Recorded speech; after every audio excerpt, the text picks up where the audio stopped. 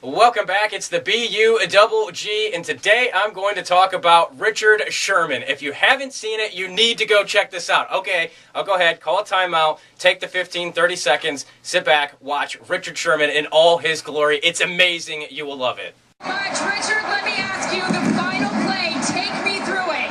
Well, I'm the best corner in the game. When you try me with a sorry receiver like Crabtree, that's the result you're going to get. Don't you ever talk about me. Who was talking about you? Crabtree, don't you open your mouth about the best. Or you're going to set it for you real quick. LOB. See, now wasn't that awesome? I don't see what all the vitriol and the anger and all this misguided anger is towards Richard Sherman. The main thing that I think behind all of the anger is the fact that he is a black man. Now, I don't get into race that often, but he is a black man who has the long dreads and he speaks his mind. And in today's age, we don't like celebrities, athletes, anybody really speaking their mind, and that's exactly what happened with Richard Sherman. You caught him in the raw emotion after making a spectacular play with the Super Bowl on the line, and that was the reaction that you get. So why is anybody surprised by him coming out and saying the things that he ended up saying?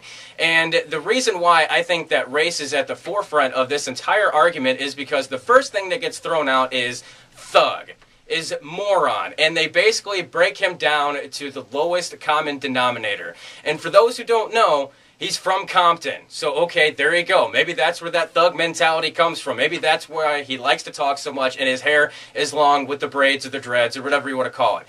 But did you know that he graduated second in his class from Stanford? Yes, the Stanford Cardinal. He graduated second in his class, and he's going back to get a PhD. So that right there is not the words, the actions of a thug. The thing that really surprises me, and I think the main reason why this is kind of escalated, is we, for whatever reason as a society, are insane. And the reason why I say that we're insane is because the definition of insanity is doing the same thing over and over and expecting different results. Well, why is it a surprise that Richard Sherman, who is known in the past to be a talker and to say outlandish things, all of a sudden it's news stories when he says something that's outrageous and outlandish? That's on you, okay? The guy continues to be true to himself, and you're the one who takes offense to it. So that's not on him, that's on you. And to me, this is kind of like the boy who cried wolf. You hear a guy talk enough, you should eventually tune him out. But for whatever reason, we continue to consume what Richard Sherman has said in the aftermath of that fantastic game between the Seahawks and the 49ers. On the flip side, Bill Belichick, the head coach for the New England Patriots, is a guy who hardly ever says anything, but his most recent comments have gone under the radar because of what Richard Sherman has said. What did Bill Belichick say? He called out Wes Welker, one of the most beloved, one of the hardest working, and one of the more honest guys in the NFL, and said that he maliciously intended to injure Aqib Talib in the game between the Broncos and the Patriots.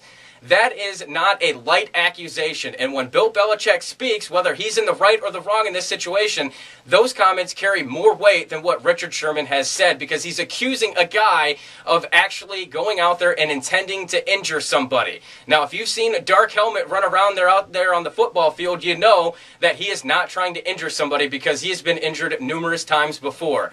So I think we need to sit back and reevaluate what's being said and who it's being said by, because a crotchety old white guy accuses somebody of trying to maliciously injure an opposing player, and we sweep that under the rug. But a black athlete who came from Compton is saying something about another guy talking smack, and that's the headline?